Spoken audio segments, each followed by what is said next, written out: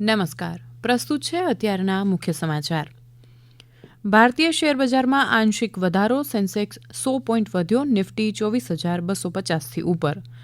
દિલ્હી પોલીસના સાયબર સેલે આંતરરાજ્ય સાયબર છેતરપિંડી નેટવર્કનો પર્દાફાશ કરીને પંજાબ અને રાજસ્થાનમાંથી 4 આરોપીઓની ધરપકડ કરી.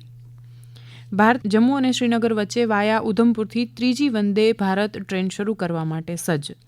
ઇસ્લામાબાદની એક ખાનગી હોસ્પિટલમાં તબીબી તપાસ કરાવ્યા બાદ પાકિસ્તાનના ભૂતપૂર્વ પ્રધાનમંત્રી ઇમરાન ખાનને આજે સવારે રાવલપિંડીની અદિયાલા જેલમાં પાછા ખસેડવામાં આવ્યા. ગુજરાતમાં વિવિધ પવિત્ર પર્વતો પર આવેલા યાત્રાધામો સુધી પહોંચવા ગત વર્ષે કુલ 47 લાખથી વધુ યાત્રાળુઓએ માણ્યો ઉડન ખટોલાનો આનંદ.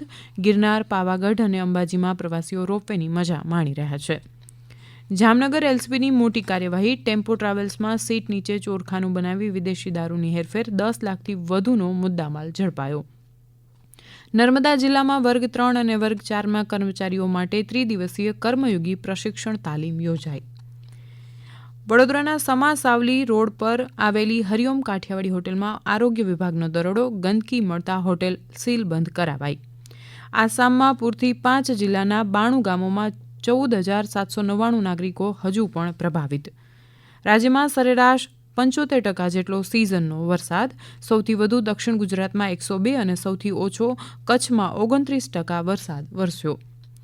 સરદાર સરોવર નર્મદા ડેમની 138.68 મીટરની મહત્તમ સપાટીની સરખામણીમાં હાલમાં 134.52 મીટર સપાટી. ડેમમાં 86% જળ સંગ્રહ, જ્યારે અન્ય 206 ડેમમાં 65% કરતાં વધુનો પાણીનો સંચય.